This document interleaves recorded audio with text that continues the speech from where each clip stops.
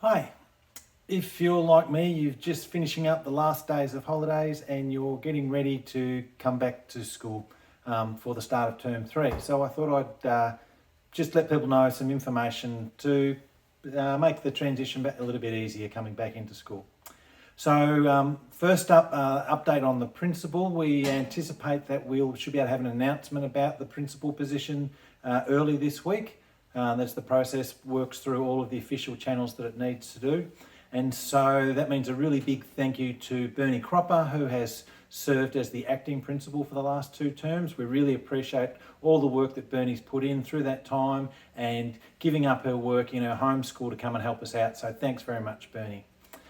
While we wait for the principal's position to be finalised, I will be acting in the principal's role and the fantastic Beck Woodall will be the acting assistant principal. And we're all really enthusiastic and ready to get stuck into term 3.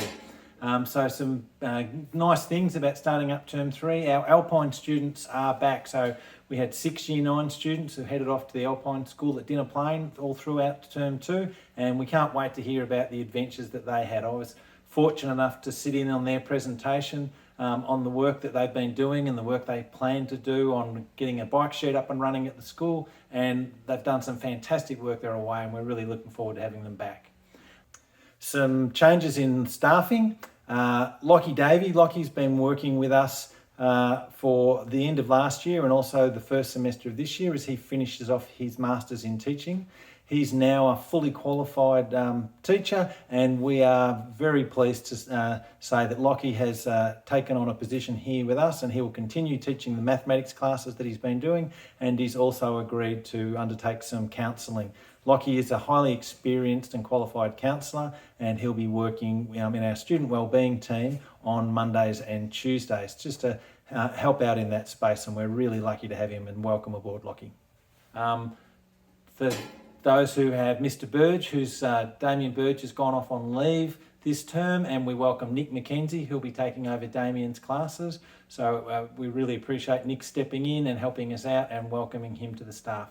And we're also really fortunate to have a couple of teachers who've been off on leave returning. So Tracy Summerton will be back and she'll be working with the Myland students and back with their English Arts classes and all of the fantastic work that Tracy does around the school. And Leslie Ford will also return and keep doing the fantastic work she does in the library.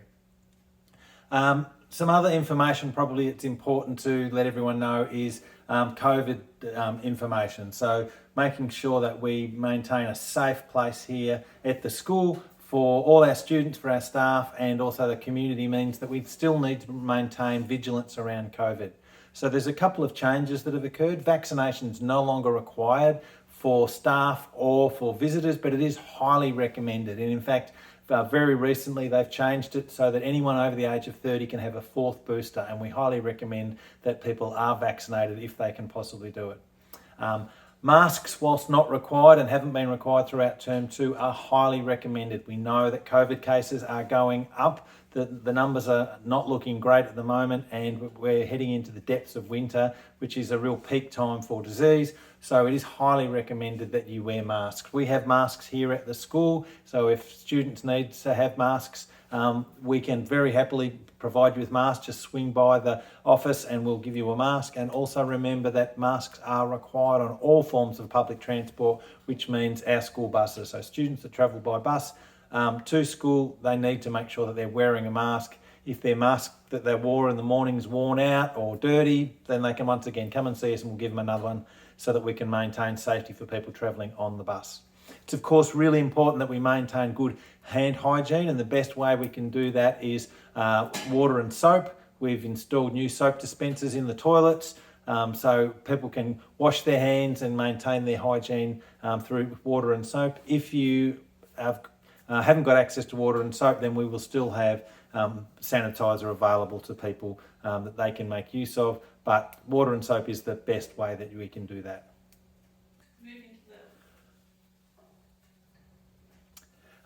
At the school to help out, we'll be ensuring that we have good ventilation. We've been keeping doors open and windows open when we can. If it's really cold, we shut them down, get the room warm, and then open them back up again. And we've also got air purifiers in every classroom and also in our main corridors, just to help keep everybody safe, and we'll continue to do that. It was announced yesterday, I believe, that rapid antigen test kits will be made available to students for the rest of the year. We've got a really good stock of RAT kits at school, and we'll continue to distribute them every 2 weeks, and we'll have plenty more stock in. So if students run out of the RAT kits that they've got at home, just come and see us at the office, and we will happily give them more RAT kits so that they can test, because testing and knowing that you are unwell is a really good way of keeping the people that you care about safe. We strongly encourage everybody to test at least twice a week on school days. It's really important. To protect everybody within the school, we know we had a lot of illness, both mainly flu in term 2, but also a little bit of COVID. Students and staff who have symptoms are unable to attend our school. So if you've got symptoms, you need to isolate and stay home. If you arrive at school and you're showing some symptoms, then we'll be contacting home and sending people home, and then they'll need to go home and can't return back to school until 2 things. One, they've tested negative, and the second one being that they no longer have symptoms. If unfortunately you do test positive, the rules remain the same as last term. You need to isolate for 7 days. So if you test positive, whether that's from a PCR test or one of the RAT kits that we've sent home, please notify the school, and we'll make sure that you're marked appropriately on the roll so it doesn't affect your attendance, and we'll also ensure that teachers do what they can to support your learning while you're away, but you need to isolate for 7 days. If you're a household close contact, so someone in your house has got COVID but you haven't tested positive, then you are still able to attend school and attend every other function in your life, but there's a few restrictions. One is that you need to wear a mask anytime you're indoors, and that includes people who have an exemption for wearing masks. You also need to test 5 out of 7 days, and it's really important that you stay away from people who are vulnerable or vulnerable settings like aged care facilities and hospitals and things like that. Now, if you're unable to comply with those restrictions, then unfortunately you need to isolate. So if you've got a health condition that means you can't wear a mask, then you'll need to isolate for 7 days as well. But if you're able to follow those restrictions, then you don't need to miss out on school, and you can still maintain a normal part of life.